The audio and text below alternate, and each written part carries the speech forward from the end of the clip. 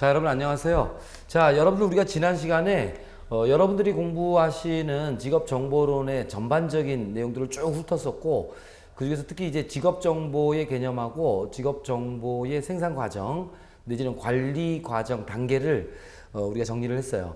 자, 이렇게 해서 이제 여러분들이 어느 정도 정리가 되셨으면 본격적으로 직업정보의 종류부터 들어가도록 하겠습니다. 자, 직업정보의 종류는 뭐 거의 매년 매회 시험 볼 때마다 출제가 되는 내용이죠. 그래서 민간 직업정보와 공공 직업정보를 특성을 여러분들이 좀 비교하시는 거예요. 그래서 출제 포인트는 두 가지죠. 첫째는 이제 다음 중 뭐 민간 직업정보의 특성에 대한 설명을 옳지 않은 것 이러면 공공 직업정보의 특성이 하나 슬쩍 끼어 들어가서 이제 정답이 되는 이런 문장으로 표현되는 문제가 있고요. 두 번째로는 여러분들 저희 자료에서도 보시면 아시겠습니다만 민간 직업정보와 공공 직업정보를 도표로 이렇게 만들어서 키워드를 섞어놓거나 바꿔치기 하거나 가로넣기 하는 문제예요. 그래서 이제 고르는 문제 대비하셔야 됩니다. 그래서 결국은 민간 직업정보와 공공 직업정보의 특성은 키워드 중심으로 해서 그 키워드가 들어가 있는 문장을 눈에 익히시는 거, 이게 이제 공부의 핵심인 거죠.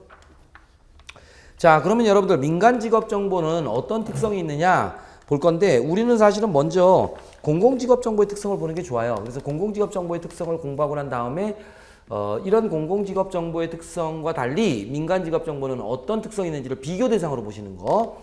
자, 그러면 이제 여러분들 자료에서 두 번째 공공 직업 정보의 특성을 먼저 보죠. 자, 공공 직업 정보는 어떤 특성을 가지고 있느냐면 첫 번째로 직업 정보의 조사와 분석이 지속적으로 수행 제공돼요. 지속적으로 수행 제공된다. 그래서 지속적 또는 뭐 계속적 이런 말이 나와줘야 돼요. 키워드 중심으로. 그래서 공공 직업 정보의 특성 첫 번째가 조사 분석이 지속적으로 이루어진다는 거예요. 지속적 체크하셨죠. 자, 그다음에 두 번째. 국가 전체의 산업 및 직업을 대상으로 직업 정보를 광범위하게 구성한다는 특징을 가지고 있죠. 그래서 공공 직업 정보들이 가지고 있는 가장 중요한 특징 중에 하나 바로 이겁니다. 전체 직업이라든가 전체 산업을 대상으로 해서 조사가 이루어져요. 분류가 이루어지고, 그다음에 아주 광범위한 구성을 갖죠. 직업 정보 자체가. 그래서 키워드는 여러분들 전체 산업, 전체 직업 이런 말, 그다음에 광범위하게 이런 말. 그래서 전체, 계속적, 광범위하게, 지속적 이런 말들이 공공직업정보의 중요한 특징입니다. 자, 그 다음에 세 번째 공공직업정보의 특성은요. 공공직업정보라고 하는 것은 보편적인 항목으로 구성이 되어 있다는 거예요. 누구에게나 도움이 될 만한 가장 기초적이고 보편적인 항목으로 구성이 되어 있다. 그래서 보편적 항목으로 구성하여 이렇게 되어 있죠. 보편적 정도로 키워드를 체크하시고, 따라서 공공직업정보는 이런 보편적이고 기초적인 정보로 구성되어 있다 보니까 직업 정보를 체계화해서 기초적인 정보를 제공한다는 말을 할 수 있죠. 그래서 보편적 항목, 기초적인 정보. 따라서 이 공공직업정보는 보통은 누구나 필요로 하는 가장 공통적이고 기초적인 이런 정보들을 공공직업정보로 제공을 합니다. 그런데 나는 이 보편적이고 기초적인 정보만 가지고는 성이 안 차요. 나는 뭔가 이것보다 좀 더 나에게 특화된 이런 직업 정보가 필요하다. 이런 사람들이 있다면 그 사람은 어떻게 하면 됩니까? 이 사람들은요, 별도의 비용을 지불하고 유료 직업 정보들을 받으면 돼요. 구입하면 되는 거죠. 그래서 유료 직업 정보, 오늘날 광범위하게 이렇게 공공 직업 정보들이 무료로 제공됨에도 불구하고 유료 직업 정보의 존재 필요성이 인정되는 이유가 바로 이것 때문입니다. 공공 직업 정보가 모든 것을 다 충족시켜 주지는 않습니다. 왜냐하면 공공 직업 정보는 기초적인 정보, 보편적인 정보들을 제공하기 때문에 여기에 플러스 알파로 나에게 특화된 어떤 특정한 목적에 부합하는 직업 정보를 필요로 하는 자는 별도의 비용을 지불하고 유료 직업 정보를 구매하면 돼요. 됐죠?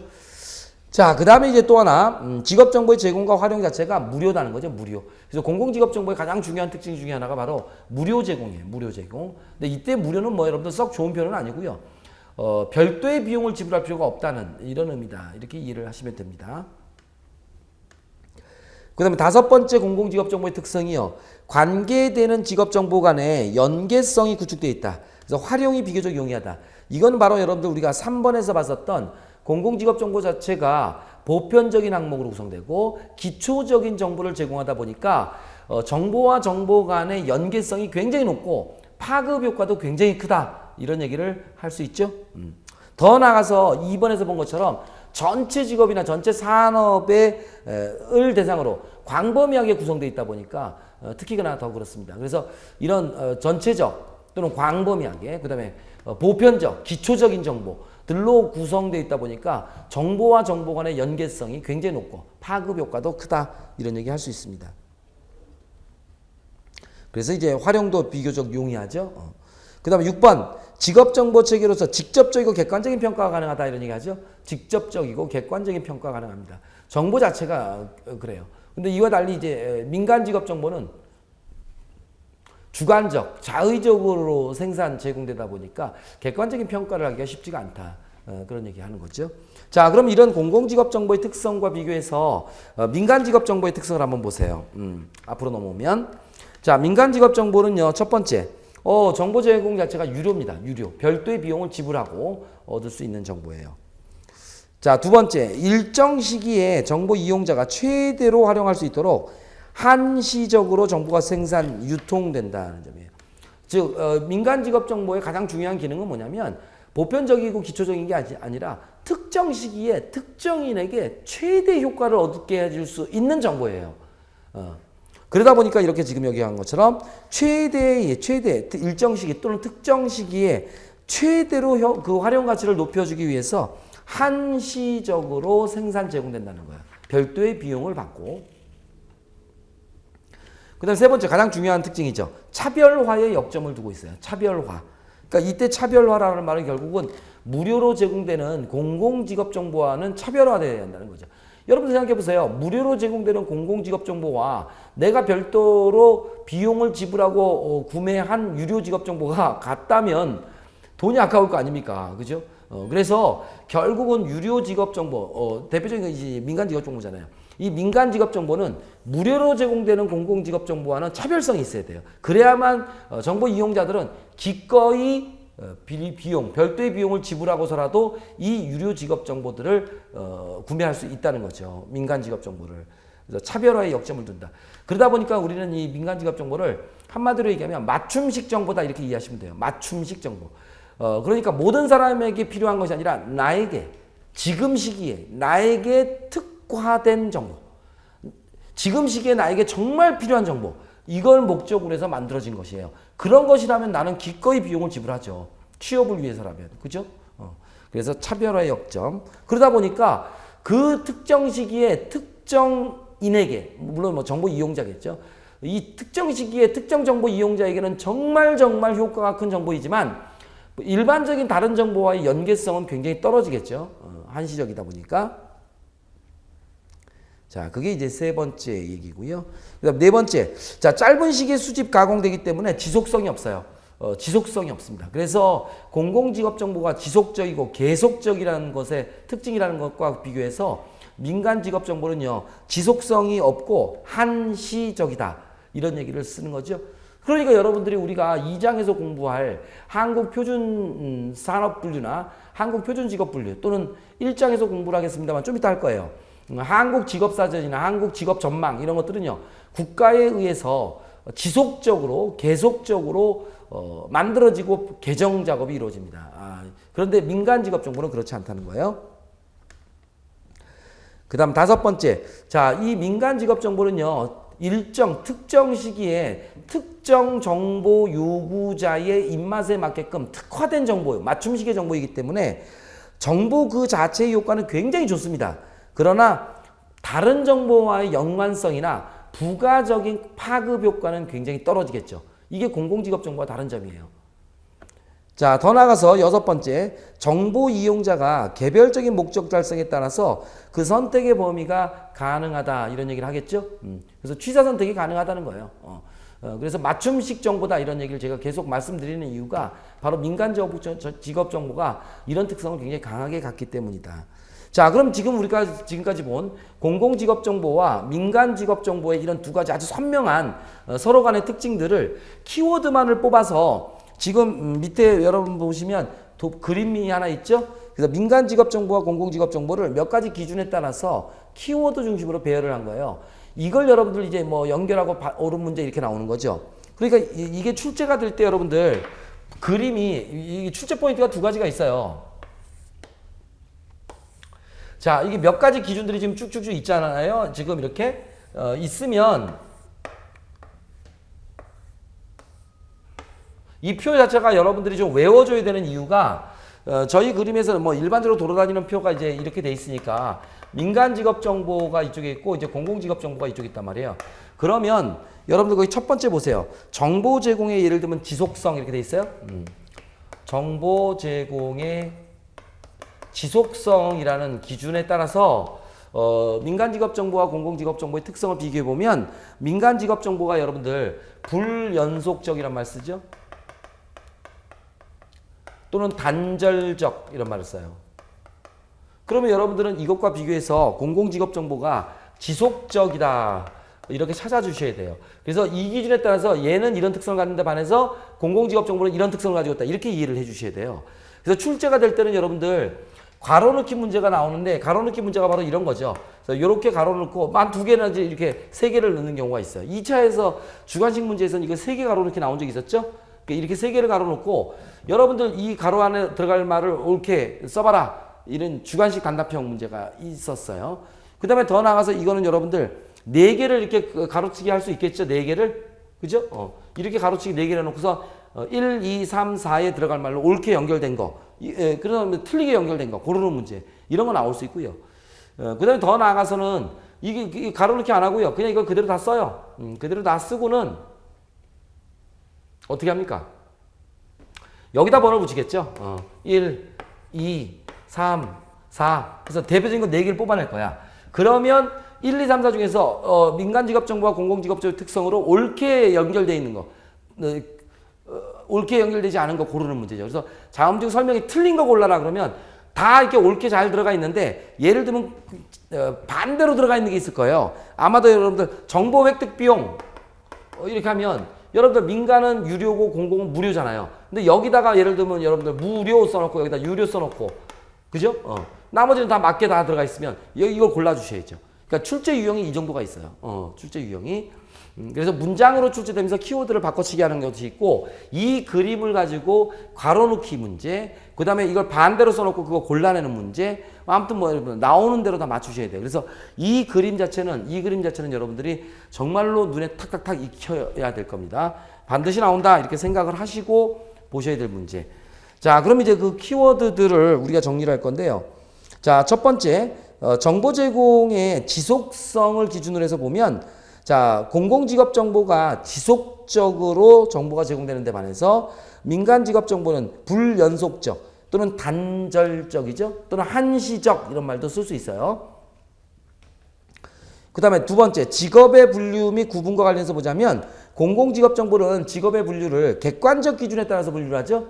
보편적 항목이니까. 그런데 민간 직업 정보는 생산자의 주관성이 좀 개입될 수 있다는 거예요. 왜냐하면 맞춤식 정보가 돼야 되니까 맞춤식. 그래서 주관성이 개입되거나 또는 뭐 개중에 어떤 책들을 보면 자의성이란 말도 쓰기도 하는데 그건 조금 위험한 말이고요. 주관적이란 말이 제일 일반화되어 있는 말인 것 같아요. 그래서 객관적, 주관적. 그다음 조사 수록되어 있는 직업의 범위가 공공직업 정보는요 전체적이죠. 전체적이고 광범위하죠. 그런데 이와 달리 민간 직업 정보는요 특정 정보예요. 특정 정보, 제한적이죠. 제한적. 그래서 특정 정보고 제한적인 정보고 그 다음에 다른 정보와의 관계성에서도 공공직업 정보는요 기본적으로 보편적 항목으로 구성되고 그 다음에 기초적인 정보로 구성되어 있다 보니까 다른 정보와의 연계성이 굉장히 높아요. 또는 파급 효과가 크다 이렇게 보시면 돼요.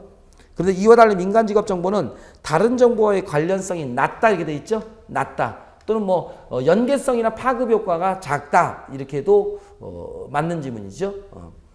그 다음에 정보 획득 비용으로 보면 공공은 무료 별도의 비용을 지불할 필요가 없는 데 반해서 민간 직업 정보는 유료 별도의 비용을 지불한다. 뭐 다 아시는 얘기. 자 그래서 이쪽은 여러분들 나오면 반드시 여러분들 정리를 좀 잘해서 맞추셔야 될 문제다. 이렇게 정리하고요. 이건 특히 2차 실기, 그러니까 다시 말하면 주관식 시험까지도 가지고 가셔야 되기 때문에 제가 조금 자세히 설명을 드렸습니다. 자, 그리고 나면 이제 여러분들 거기 제3절 직업 정보 제공 자료가 나오죠. 자, 우리가 앞에서 공부한 거로 보자면 사실은 표준화된 직업 정보 제공 자료예요. 그래서 주로는 이제 공공 직업 정보와 관련이 있는 내용들이죠. 주로 여러분들이 직업 상담사 시험에 합격하셔서 현직에 나가시게 되면 주로 많이 상담에 활용하고 그다음에 구직자들을 대상으로 직업 정보를 제공할 때 많이 도움을 받을 수 있는 자료들이에요. 당연히 공공 직업 정보여야 되겠죠. 그래서 그것들을 이제 하나씩 볼 건데 1번 타자로 여러분들이 공부하셔야 될 것이 직업 사전이죠. 그다음에 이제 한국 직업 전망 요 두 가지를 여기서 공부할 겁니다. 자, 그 중에 첫 번째가 이제 한국 직업사전이에요. 물론 직업사전에 대한 얘기는 뭐 여러 가지가 많이 나옵니다만 연역적인 것까지 현재 사용하고 있는 직업사전은 2012 한국 직업사전이죠. 통합본 4판. 그래서 2011년까지 쓰던 통합본 3판으로서부터 이제 개정 작업을 통해서 2012년에 통합본 4판이 나왔어요. 우리는 지금 그걸 사용하고 있는 겁니다. 자, 그럼 이런 한국 직업사전에 수록되어 있는 내용들은 뭐냐? 이게 이제 구성체계죠. 구성체계. 자, 그래서 한국 직업사전은 크게 5가지 구성체계로 이루어져 있습니다. 첫 번째가 이제 직업 코드. 그래서 이쪽은 이제 여러분들이 차근차근히 좀 봐주셔야 되는데요. 자, 한국 직업사전이에요.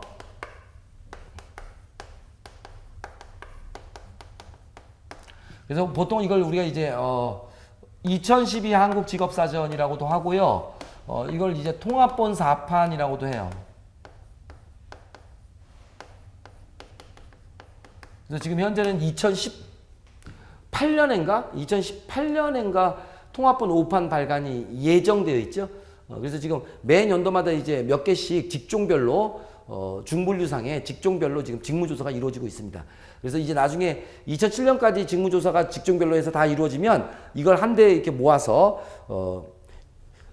통합본 이제 5판을 만들겠죠. 이게 2018년으로 예정되어 있던가요? 아마 그럴 겁니다. 그러면 그때 가서 이제 2018 한국 직업사전이 또 나오겠죠. 지금까지는 이제 이걸 쓰고 있어요. 그래서 2012 한국 직업사전인데 여기에 구성 체계가 있습니다. 뭐냐 이게 한국 직업사전에 들어가 있는 내용이 뭐냐 이거예요. 그래서 일단 여러분들 거기 보시면 직업 코드가 들어가 있죠. 직업 코드.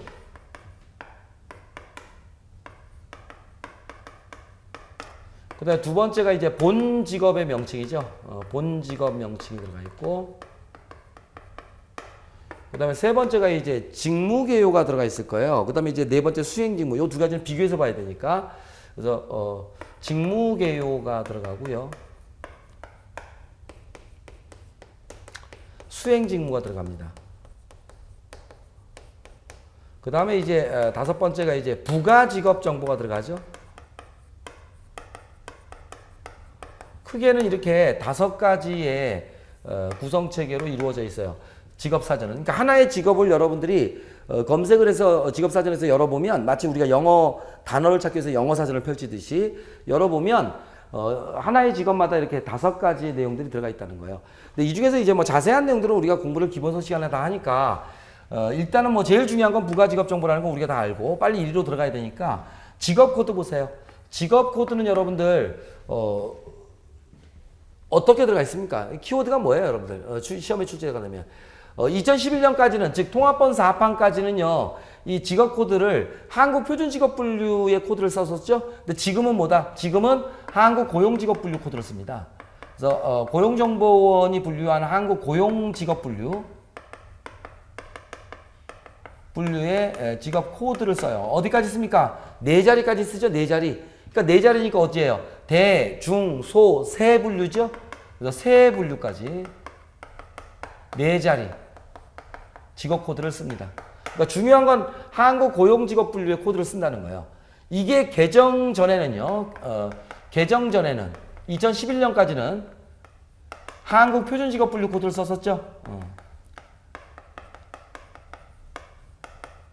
한국 표준 직업 분류 코드를 사용하고 있었거든요. 그런데 2012 한국 직업사전으로 개정을 하면서 지금은 한국 고용직업분류 코드 세 자리 코드까지 네 자리를 씁니다. 그러다 보니까 이제 과거에 썼던 이거는요, 지금 분류 코드로 안 쓰잖아요. 그래서 요거는 부가직업 정보 속에다 넣어놨어요. 그 직업의 당해 직업의 한국 표준직업분류 코드 자리는 부가직업 정보 속에다가 이제 넣어놨다 이 말이에요. 산업분류 코드하고 더불어서 됐고요. 그 다음에 이제 뭐 본 직업의 명칭, 이건 좀 이따 우리가 확인할 거니까 차근차근히 지금부터 출제가 되었던 또는 출제가 되는 내용들을 하나씩 볼게요. 자, 첫 번째 직업 코드는 이제 우리가 다 공부했으니까 제가 요약 정리해 놓은 거 여러분들이 확인만 하시면 됩니다. 그래서 특정 직업을 구분해주는 코드 단위죠. 그래서 한국 고용직업분류의 세 분류, 네 자리 코드를 지금 표기해놨다. 그래서 우리가 2011년까지는 한국 표준직업분류 코드를 썼었는데 2012 한국직업사전부터는 한국 고용직업분류 코드를 사용한다. 여기까지 여러분들 정리가 다 됐고, 자, 그 다음에 두 번째 본직업의 명칭인데요. 본직업의 명칭을 어떻게 정하느냐, 뭐 이런 얘기를 하는 거죠. 그래서 첫 번째 본직업의 명칭이란 산업 현장에서 일반적으로 해당 직업으로 알려진 명칭이나 혹은 그 직무가 통상적으로 호칭되는 것으로서 직업 사전에 그 직무 내용이 기술되어 있는 명칭을 말한다. 됐고요. 근데 이제 중요한 게 정답 지문이 2번이죠. 양가로 2번. 자, 이 직업 명칭, 본 직업의 명칭을 정함에 있어서는 자, 해당 작업자의 의견뿐만 아니라 상위 책임자 및 인사 담당자의 의견을 종합적으로 수렴해서 결정했다 이 말이에요. 그래서 보통은 일반적으로 통상적으로 쓰여지는 명칭을 본 직업의 명칭으로 쓰는데 이런 일이 있죠. 해당 작업 현장에 가서 직무조사자들이 당신은 어떤 직업으로 불려집니까? 당신이 하는 일들을 이걸 무슨 직업이라고 부릅니까? 라고 물어보면 해당 현장에서의 작업 종사자들이요, 자신이 하는 일과 관련된 직업이 어떤 직업으로 불려지는지에 대해서 굉장히 혼동을 일으키는 경우가 있어요. 잘 모르는 경우가 있단 말이에요. 그래서 그런 경우는 이제 왜 그런지를 봤더니 현장에서 불려지는 직업의 명칭과 그다음 회사에서 공식적으로 부르는 명칭이 서로 통일이 안 되는 경우가 많더라 이 말이에요.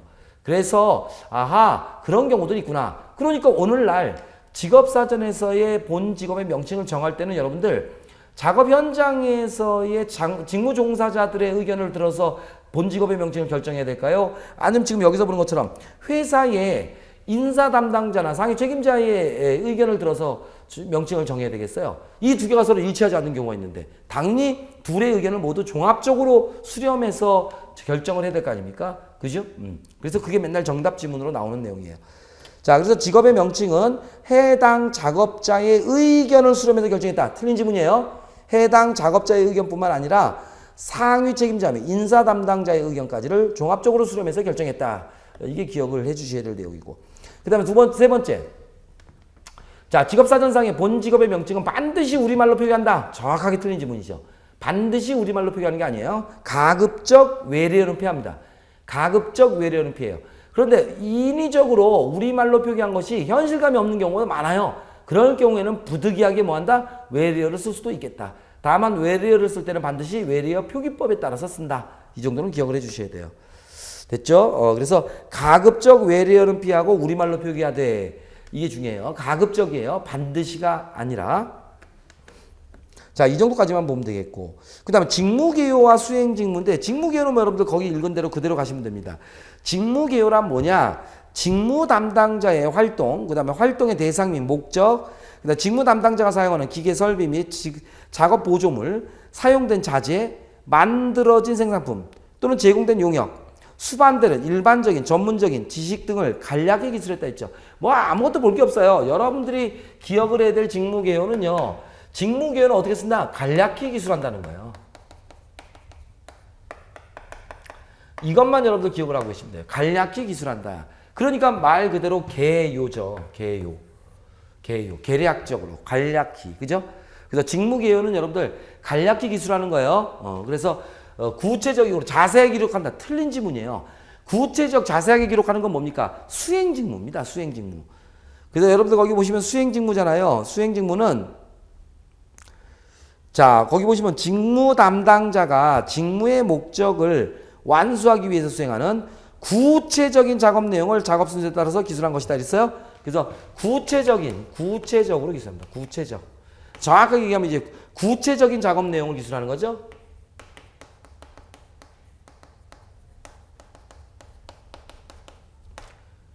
그래서 구체적인 기술은 수행직무 쪽에 갑니다. 그래서 여러분들 보통 이제 직업사전을 열어보면 직업마다 검색을 해보면 직무 기호는요. 길어야 한 줄에서 두 줄이에요. 간단하게 기술되어 있어요. 근데 수행직무는 보통 6, 7, 8줄 정도씩 자세하게 구체적으로 기록을 하고 있습니다. 그래서 개요가 들어갔기 때문에 간략해요. 개요, 간략히. 그래서 수행직무는 구체적으로.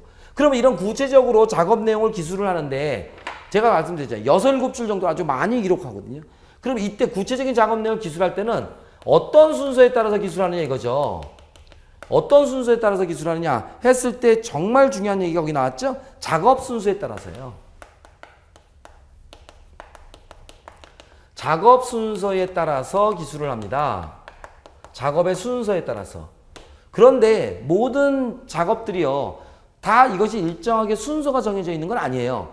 또는 이것이 순서를 규명하기가 이게 명확하게 규명하기가 쉽지가 않은 경우도 있어요. 그래서 원칙적으로는 1순위가 수행직무는 작업 순서에 따라서 기술하지만 이게 어려울 때는 2순위가 있어요. 2순위가 뭡니까? 작업의 중요도 있죠, 거기? 그래서 단 공정의 순서를 파악하기가 어려울 경우에는 작업의 중요도 또는 작업 빈도, 작업의 중요도라든가 또는 작업의 빈도가 높은 순으로 기술합니다. 그래서 1순위는 어쨌거나 여러분들 작업의 순서에 따라서 기술하는 것이고요. 작업 순서의 파악이 어려울 때는 작업의 중요도나 작업 빈도가 높은 순으로 기술한다는 거예요. 이게 순서입니다. 순서. 이해하시겠죠? 그래서 출제가 될 때도 정답 지문은 수행직무는 구체적인 작업 내용을 작업의 중요도가 높은 순서에 따라서 기술했다. 틀린 지문이었어요. 그래서 작업의 중요도나 작업 빈도가 높은 순서에 따라 기술하는 게 아니라 작업 순서에 따라서 기술합니다. 그리고 작업 순서가 파악이 어려울 때 2차적으로 이리로 간다는 거예요. 그래서 우선순위이기 때문에 여러분들 수행직무는 작업의 중요도나 작업 빈도가 높은 순으로 기술한다 그러면 정확하게 틀린 지문 그렇게 이해를 해주시면 돼요. 여기가 정답 지문이 제일 많이 나오는 곳이에요.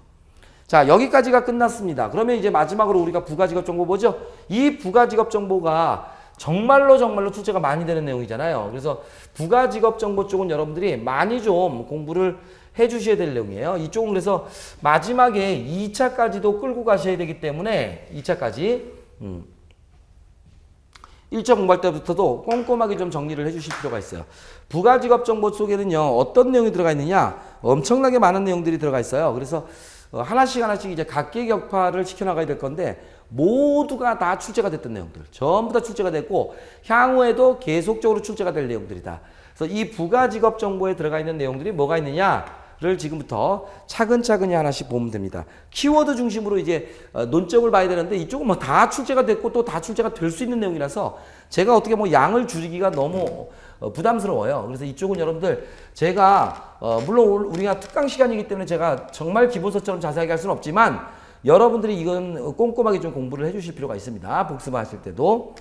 자, 부가직업정보는요 어떤 내용들로 구성되어 있느냐 뭐 정규교육, 뭐 숙련기간, 직무기능, DPT라고 하는 거 직무기능 그 다음에 뭐 작업의 강도, 육체활동, 작업의 장소, 작업 환경 한두 가지가 아니다. 그걸 지금부터 우리는 차근차근히 하나씩 공부를 좀 하도록 합니다. 자, 그러면 여러분들 5번째 부가직업정보 중에서 첫 번째 정규교육이에요. 정규교육. 자, 그럼 정규교육은 자 문장으로 출제될 때 어떤 내용들이 정답 지문이 되었었느냐만 보면 되죠. 자, 정규교육은요. 첫 번째 보세요. 반가로 1번. 해당 직업의 직무를 수행하는 데 필요한 일반적인 정규교육 수준을 의미하는 것으로서 해당 직업 종사자들의 평균 학력을 나타내는 것이 아니다. 정말 중요하죠. 그러니까 부가직업정보 속에서의 정규교육은 해당 직업의 직무를 수행하는 데 필요한 일반적인 정규교육 수준을 의미합니다. 맞는 지문이에요. 이게 정답 지문 나올 때 어떻게 나온다는 거예요. 자, 부가직업정보의 정규교육 수준은 해당 직업의 직무를 수행하는 직무 종사자들의 평균 학력을 나타낸 것이다. 정확하게 틀린 지문이에요. 그죠? 그래서 해당 직업의 종사는 직무 종사자들의 평균 학력을 나타내는 게 아니에요. 그 직무를 수행하는 데 필요한 일반적인 정규 교육 수준을 얘기하는 거예요. 됐죠? 이거 절대 헷갈리시면 안 됩니다. 그 다음에 두 번째. 자, 이러한 일반적인 정규 교육 수준인데 이 중에서 정규 교육으로 인정을 받는 것이라면 거기 나와 있죠. 독학이라든가 검정고시 등을 통해서 정규 교육 과정을 이수했다고 판단되는 기간도 포함됩니다. 그러니까 오늘날 뭐 여러분들 독학사라든가 검정고시 같은 것들을 통해서도 여러분들 다 인정되는 거잖아요. 그죠? 검정고시도 정규학력으로 인정되죠? 그러면 그런 기간들 여기다 다 포함시킨다는 거예요. 자, 그래서 독학, 검정고시 등도 기간에 포함됩니다. 자, 그러면 이제 두 번째. 자, 우리나라의 이 직업사전에 있어서의 정규 교육 수준은 어떻게 나눠놓고 있느냐, 구분을 어떻게 하고 있느냐 하는데 6단계로 구분하고 있어요. 그래서 첫 번째,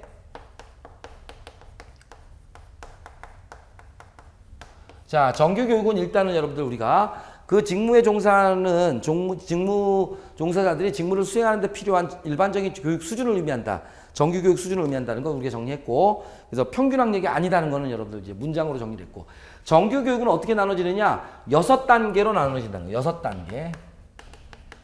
이거는 여러분들 2차 대비로 외우셔야 돼요. 2차에서까지 써야 되기 때문에 6단계인데 이거 쉬워요. 어떻게 보면 되느냐? 학력, 우리나라의 학제를 보시면 돼. 그래서 우리나라의 학제를 봤더니 우리나라 학제가 어떻게 됐습니까? 초졸이 있죠?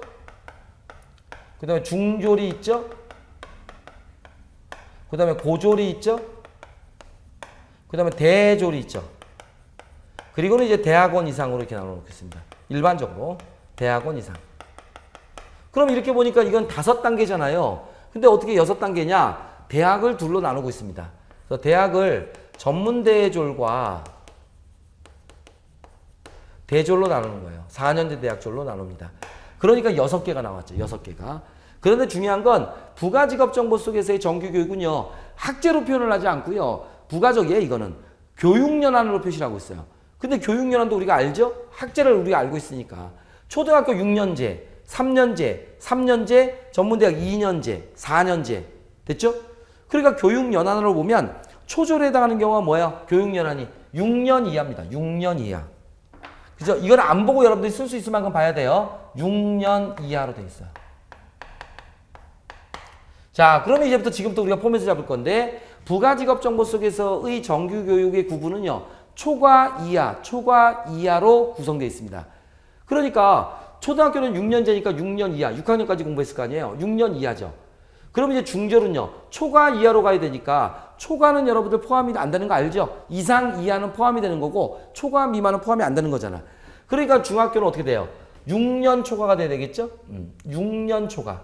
그래서 6년 초과고 그러니까 7, 8, 9잖아요. 중학교는 3학년까지 있으니까. 그래서 6년 초과면 6년이 포함 안 되는 거니까 7, 8, 9니까 9년 이하가 되는 거예요. 그래서 항상 우리 정규교육의 포맷은 뭐다? 초과 이하의 포맷으로 들어가 있다는 걸 반드시 기억하세요. 그럼 이제 고졸은요? 고졸은 어떻게 됩니까? 9년 초과가 돼야 되겠지? 9년 초과. 그죠? 그 다음에 고등학교는 3년제니까 10년, 11년, 12년이 되죠? 그러니까 12년 이하가 되는 거야. 12년 이하. 전문대졸은요? 12년 초과. 그러니까 대학교 1학년, 2학년이죠? 그러니까 13, 그 다음에 14년이 되면 되죠? 14년 이하가 돼야지, 그러니까. 이해되시죠? 그래서 초과 이하의 포맷을 그대로 가져간다. 그럼 이제 대졸은요, 4년제 대학이잖아요. 4년제 대학은 여러분들 전문대보다 2년 더 공부한 거죠, 2년. 그러니까 14년 초과, 그러니까 15, 16년이 돼야 되겠죠? 3, 4학년이니까. 그래서 16년 이하가 됩니다. 그러니까 대학원 이상은요. 16년 초과가 이루어지면 되죠. 이해되시죠? 그러니까 이 포맷을 외워야 되는데 이 포맷은 여러분들이 별도로 외울 필요는 없어요. 이렇게 써보시고 학제를 아시면 그대로 숫자를 들어가면 됩니다. 초과 이하의 포맷으로 가는 거니까 요거는 안 보고 쓰실 수 있을 만큼 보셔야 돼요. 그래서 교육연한은 여러분들 1차 객관식에서는 연결하는 문제로 나오면서 숫자를 좀 바꿔치기에도 맞추셔야 되고 2차 가시면 여러분들 요건 다 써야 돼요. 그래서 부가직업 정보의 정규교육 6단계를 설명해라. 그러면 여러분들은 이걸 써줘야 돼. 이걸. 그래서 이거 쓰고는 여러분들 여기가 이제 여러분들 여기가 초졸, 중졸, 고졸, 전문대졸, 대졸, 대학원 이상이라고 이렇게 해야지 여기다. 초졸 이렇게 써주는 거예요. 이해하시겠죠? 됐습니다. 그래서 6단계로 나누고 있다는 걸 반드시 기억하셔야 돼요. 5단계가 아니라 6단계입니다. 자, 이게 여러분들 정규교육에 관한 얘기였어요. 정규교육. 자, 그리고 나면 여러분들 두 번째로 우리가 공부할 것이 숙련기간이죠. 숙련기간.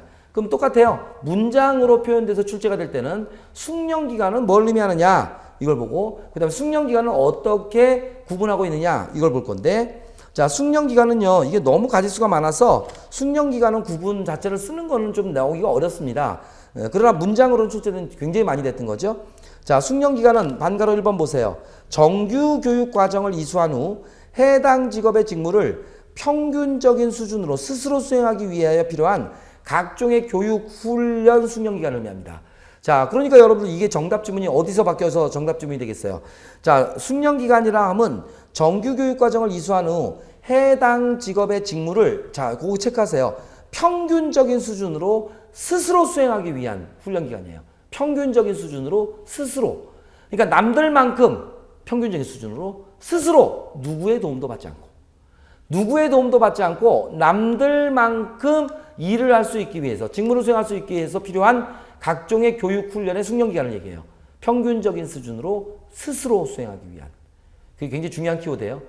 그러니까 평균적인 수준으로 스스로 직무를 수행하기 위해서 필요한 교육 훈련 기간이라면, 그 기간은, 교육 훈련 기간은 취업 전에 이루어지건 취업 후에 이루어지건 상관하지 않고 전부 다 숙련 기간에 포함됩니다. 취업 전이건 취업 후에 이루어지건 상관없어요. 중요한 건 스스로 평균적인 수준으로 직무를 수행하기 위하여 필요한 교육 훈련 기간이냐 여부가 제일 중요하다 이 말이에요. 그래서 해당 직업에, 예를 들면 반거로 2번 보세요. 해당 직업에 필요한 자격 면허를 취득하는 취업 전 교육 훈련 기간뿐만 아니라 취업 후에 이루어지는 각종의 훈련, 자격, 면허 취득 기간, 훈련 기간 포함합니다. 더 나아가서는 뭐 수습 교육 훈련 같은 거 있죠? 이런 것들도 다 포함해요. 중요한 것은 뭐다? 평균적인 수준으로 스스로 직무를 수행하기 위해서 필요한 교육 훈련이라면 취업 전이건 취업 후이건 자격증 취득이건 아니건 현장 훈련 연수까지 다 포함하는 개념이다. 이렇게 이해를 하시면 돼요. 단 딱 하나 포함되지 않는 게 있죠. 숙련 기간에 포함되지 않는 거.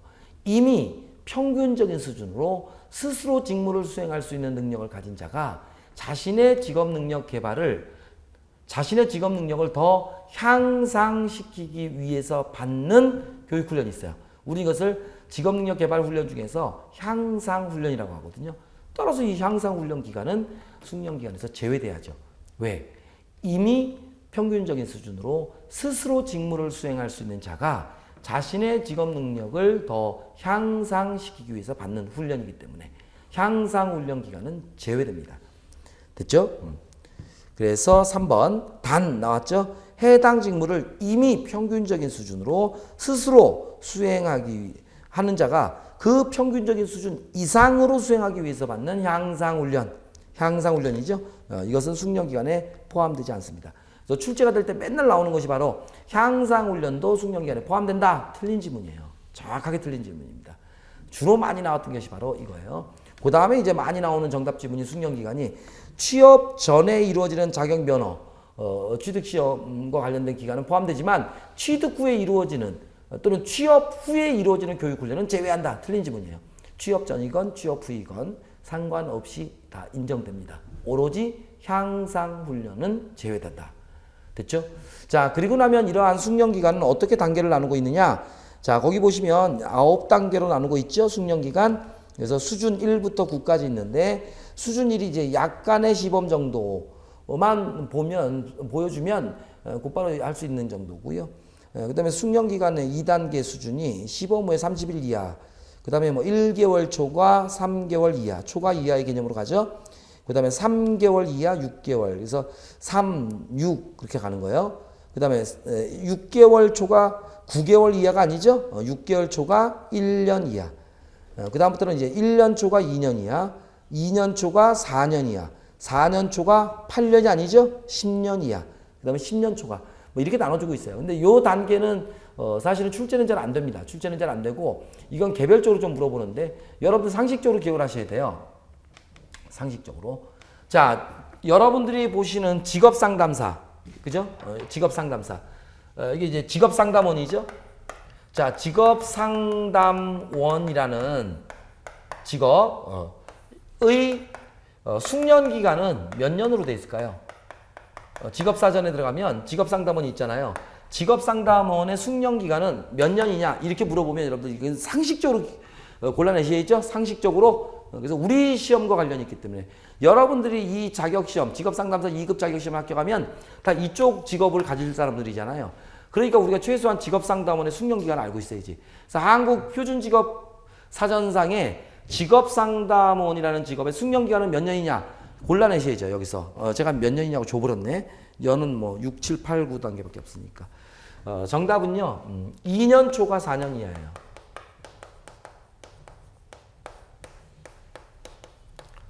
이건 외워주셔야죠. 상식적으로. 그러니까 2년 초과 4년 이하니까 2년 초과 4년 이하잖아요. 그러니까 3, 4년 정도죠. 숙련기간. 그래서 직업상담원의 경우에 스스로 누구의 도움도 받지 않고 스스로 평균적인 수준으로 직무를 수행하기 위해서 필요한 각종 교육 훈련 기간은 3, 4년 정도입니다. 3, 4년 정도. 물론 3, 4년 정도인데 이 속에는 뭐가 포함되어 있다고 그랬어요? 취업 전에 이루어지는 자격 취득을 위한 교육 훈련도 다 포함되죠? 교육 훈련 기간이 포함이 돼요.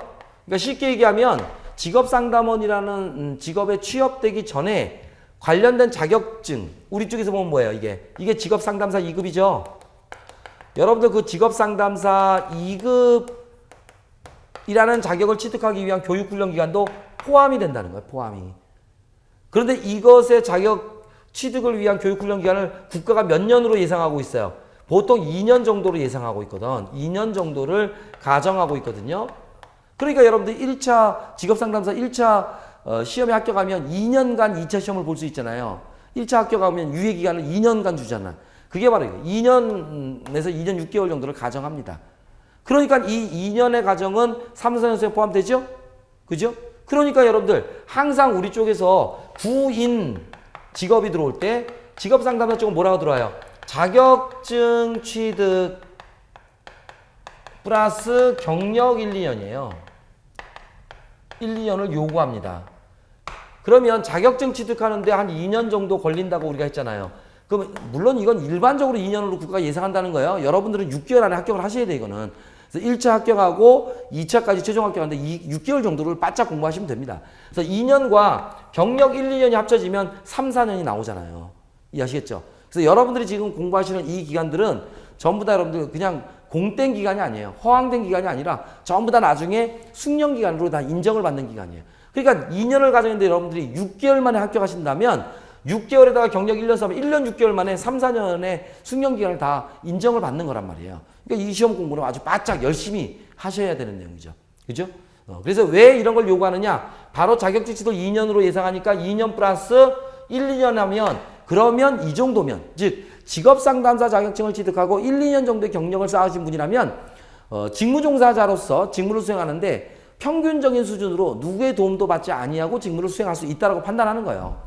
기업체에서는, 사용자는. 이해하시겠죠? 그래서 우리 쪽은 여러분들 직업상담원의 숙련기간은 3, 4년 정도로 규정되어 있습니다. 이게 이제 표현은 이렇게 2년 초과 4년 이하로 표현되어 있죠. 그래서 이걸 골라주셔야 될 거예요. 아마 출제가 된다면. 자, 그래서 그 정도 선에서 여러분들 정리를 좀 하시면 될 것 같고요. 자, 그 다음에 이제 여러분들 거기 직무기능 이하가 나오죠? 직무기능은 뭐 워낙 여러분들 출제가 잘 되는 부분이니까 제가 출제가 되는 논점들을 찍어서 정리를 하면 될 것 같아요. 자, 다음 시간에 여러분들 우리가 직업사전 이게 마무리 정리 좀 하고요. 요즘 최근에는 이제 전망서 쪽이 좀 많이 나오잖아요. 전망서 쪽에서 출제 논점 좀 잡고는 직업 분류하고 산업 분류를 정리하면서 마무리로 쭉 들어가도록 할게요. 자, 다음 시간에 여러분들 우리가 부가직업 정보 중에서 직무 기능부터 함께 공부하도록 하겠습니다. 수고 많이 하셨어요.